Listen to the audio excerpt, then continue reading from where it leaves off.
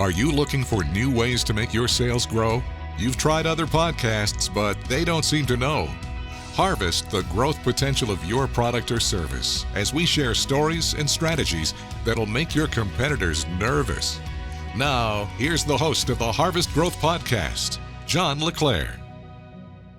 Hi, I'm Jon LaClare, the founder of Harvest Growth. Today, we're diving into a question I get again and again. Do infomercials still work? You know, the long-form TV spots from the 1990s and early 2000s, we all remember them.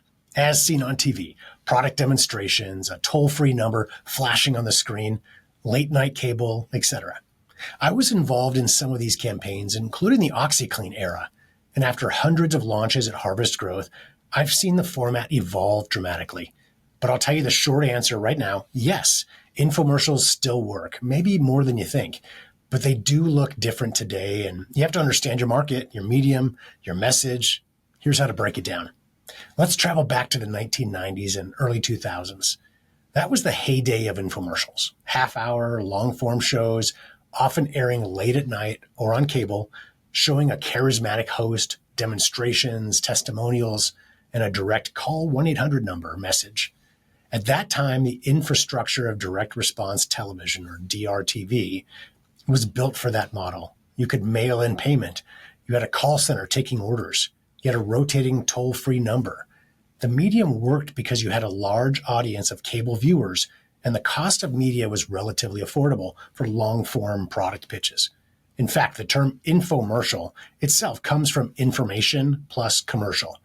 And by 1984, the rules changed so that program-length commercials were allowed.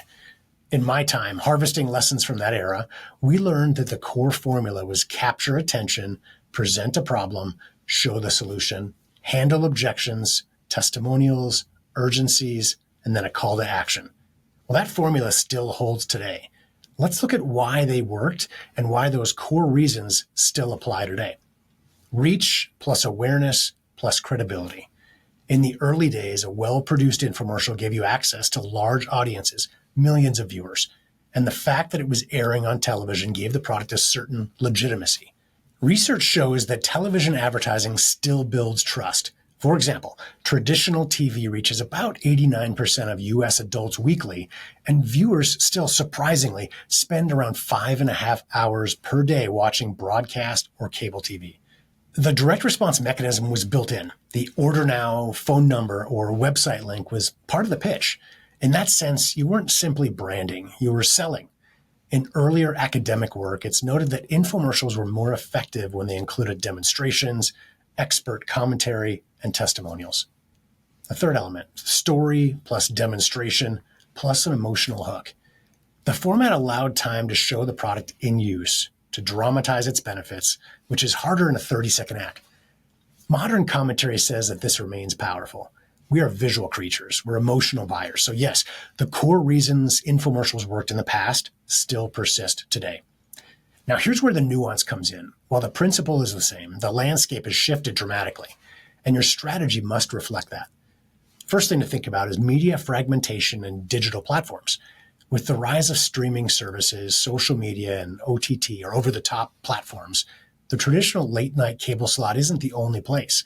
Viewers are on YouTube, TikTok, Instagram, and streaming on demand. There's also format shifts, short form plus multi-platform. According to recent data, short form DRTV, 60 to 120 second spots, is back in a big way. Also, direct response television has adapted with more options like QR codes, buy now, pay later, e-commerce checkouts, OTT or CTV placements, and more. Also, sales mechanics changed. In the 1990s, you might mail in a check or call a 1-800 number. Today, almost all sales from TV spots go to a website or Amazon checkout. The order now via web has to work. That means your funnel must connect TV or broadcast to digital infrastructure. Also, measurement and targeting have improved.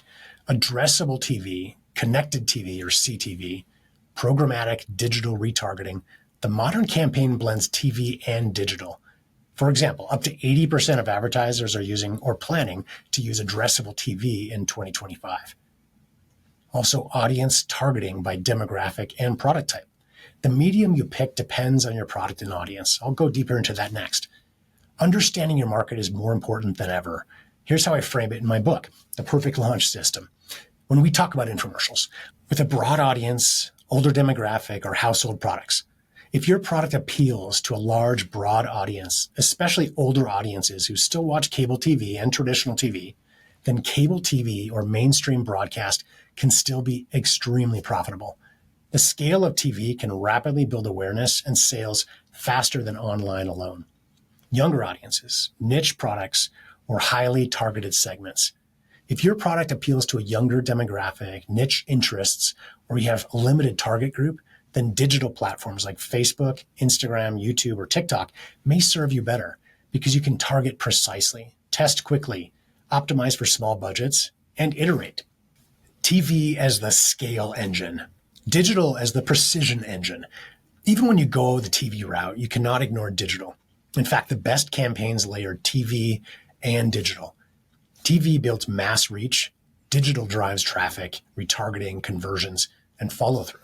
For example, research on TV advertising in 2025 says that TV delivers notably higher unaided recall than mobile ads. TV is about 2 to 2.2 times higher than mobile.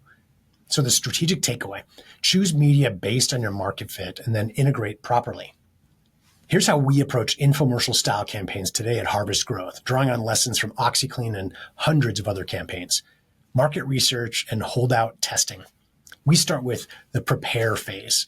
Who is the ideal customer? What media do they watch? What message will resonate? Produce and structure the offer comes next. We craft the story, the problem and the solution, demonstration, testimonials, urgency. Then we choose the appropriate format, long form, short form, TV, streaming, digital, and develop creative that works across platforms. Okay, third, the profit and scale step. We deploy. If TV, we launch a spot, test placements, track digital backend, website traffic, conversion, Amazon orders. We simultaneously run digital retargeting campaigns on Facebook, Google, and YouTube to capture web traffic from the TV spot. We optimize creatives, audience, and media. We double down when the economics work. Okay, fourth, measurement and attribution. Because the old days of we'll just watch phone calls come in are gone, now we look at website traffic, uplift, promo codes, Amazon performance, pixel tracking, addressable TV metrics, and more. For example, modern TV campaigns must link to a web checkout or Amazon listing, or you lose a lot of the potential performance. Fifth, we iterate and expand. Once the proof model works, scale up TV or connected TV, media spend, amplify digital, adapt creatives, and move into new geographies or segments. So to wrap it up, yes, infomercials absolutely still work today.